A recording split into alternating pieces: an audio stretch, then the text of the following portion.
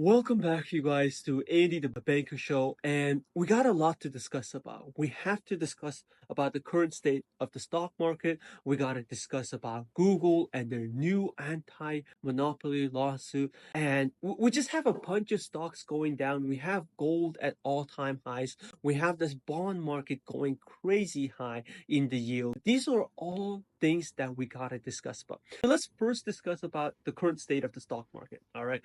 One of the things you're going to see in the media is about how everything is just so negative. Everybody's so talking about uncertainty this, uncertainty that. Everybody's worried about the stock market. They're saying maybe just hold off on investing for the time being. But I also want to look at the great points, the good news of the stock market, which is that when you have companies reporting earnings, like the banks, right? The Bank of America's, the JP Morgans, the Goldman Sachs, and not only that, you have American Express reporting their earnings, and they're making money, you guys, right? The economists are saying one thing, which is that we're in a pretty tough economy. We might be looking at a recession, but the companies themselves, they're earning more money.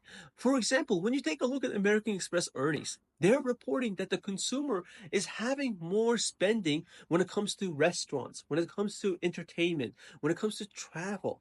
All of those are incrementally increasing year over year. And not only that, they're increasing their fees on their credit cards, yet more and more customers are signing up for American Express. That in itself is a huge accomplishment, right? That is something that I gotta give it to the companies. When the economists are saying one thing, like the economy may fall down, but then the companies are reporting another picture. I will always go ahead and trust the companies themselves because they're the ones that's actually reporting the data. With this particular stock market situation we got going on, I am a little bit more bullish than others. I am using this as more of a buying opportunity. And one of you guys have stated in my previous videos about how, Andy, for majority of Gen Z, this is actually their first downward market.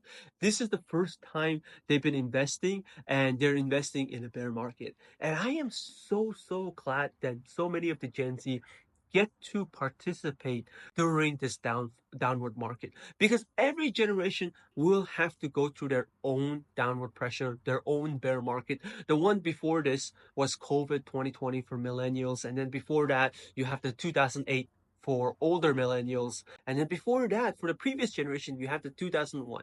In all bear markets, they had to go through a tough jobs market. They had to go through a stock market collapsing down, or at least going down in a significant amount. And I'm just so glad that Gen Z finally get to experience, at least majority of Gen Z get to experience how it's like investing in a downward market. I'm really excited about that. Now, in other news, I also want to discuss about Google stock, because this is a company that I seem to keep on having issue with. And here's my issue, you guys. If you were to take a look at the financials of Google, you'd be pretty impressed. You'd be impressed that the company is making more money on YouTube, Google Cloud, ad search business, Waymo. Essentially, the financials paint a very great picture about the company. But when you look at the stock price of Google, it doesn't reflect the same story, right? If you look at the stock price of Google, you think that this is a company that's going through some really tough issues. Like maybe the company is not growing. Maybe the company is having that high debt issue. Maybe it's not having high cash flows. But those are not true, right? This is a company that has a 27% net profit margins. This is a very high profitable business. But because of the legal issues, because of these anti-monopoly lawsuits that keep being tossed to Google's headway, the company stock price keeps on being impacted. Now, here's what I will say about Google stock. When I had first invested in Google stock, I invested in the company on the premise that although it has these lawsuits going on right now, when you take a look at the company, this is an American jewel, right? This is one of those companies that in the next 20 years, it's so difficult for me to see it being bankrupt. It's so difficult for me to see Google disappearing in the next 20 years, just because of how much of a big impact they have for the world. And not only the world, the whole US community, right? Everybody in the US, I want to say, almost uses Google. And they are put in a situation where I think they have the biggest advantage when it comes to AI. because so many people use their search engine that it helps them with their own Gemini. I personally use Gemini myself. I like it. I do prefer it over ChatGPT. Yet the company, you guys, it's being treated as it's like an AOL. It's being treated as it's an IBM, right? It's like a company that is no longer popular in the mainstream. Now, with with all the things that's going on the news, I am still holding on to my Google stock. I am still bullish on the company because every single company that you're gonna hold at one point or later is gonna go through negative headwinds like Google is going through. And during those times is where you really get tested. During those times is where where the investors who either hold their stocks or sell their stocks have big repercussions because of that. So with that being said, although Google is going through a lawsuit, it lost another lawsuit with on its monopoly case. The big thing to look out for, in my opinion, is what is the remedy? How does the remedy look like, right? Because if Google Chrome is the only one that gets ripped apart, I'm okay with that. But if it's anything else, then unfortunately, I'll probably be losing a lot of money. However, it's just so crazy, you guys, that the crown jewel of America, that the lawmakers want to destroy it. Why do a self-inflicting damage? That part I don't get, especially when it comes to a company that produces so much good over the nuances it makes, providing the free information to the whole generations of people. That type of company, I'm just surprised that that's the type of company that the U.S. government decides to go after, and I'm surprised that's the type of company that the U.S. government is like. This is the type of company we want to rip apart. This is the type of company that we don't want in the United States of America. So I'm really surprised about that. And in other news besides that, I am a little bit shocked about my Chipotle. All right. I still hold on to Chipotle stock, in case many of you did not know. I still like the company. Every time I go there, it's an amazing experience. But one of the news they released is that Chipotle wants to go ahead and expand their operations to Mexico. And I am a little bit worried about that, you guys. And here's why. When I think about Chipotle, and although it says Chipotle Mexican Grill, in my opinion, it's not really Mexican food, right? It's a Tex-Mex. I call this as a Tex-Mex food.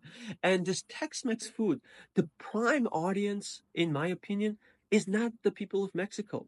It is the people that's actually outside of Mexico, like people who are non-Mexicans. I believe they are the target audience for Chipotle. It's very similar to, for example, another company I can think of is Panda Express, right? Panda Express, in my opinion, the target audience is not Chinese Americans, right?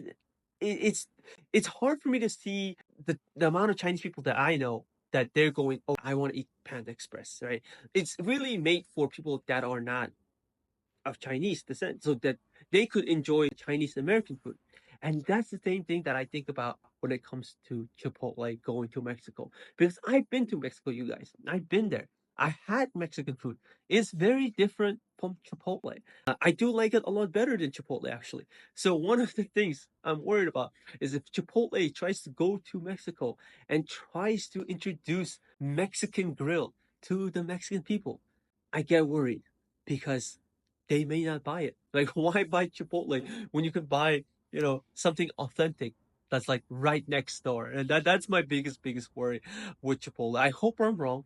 I hope that the people of Mexico and Mexico City they find great joy in Chipotle, just like I do. But I do worry that they may not be the prime audience for Chipotle food.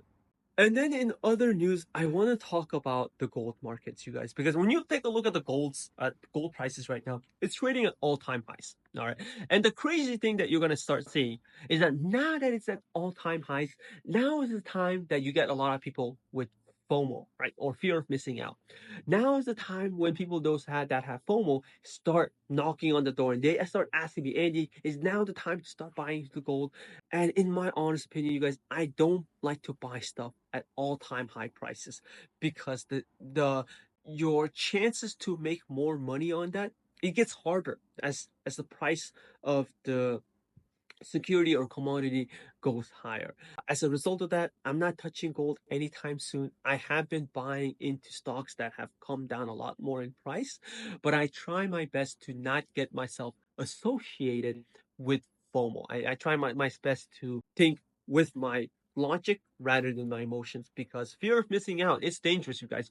When you see a company or a commodity just going so high, it makes you not want to miss out on those gains. It makes you want to buy in as well. But the issue is, if you buy in at those all-time high prices, you could be back holding for somebody else. Then that's a big worry.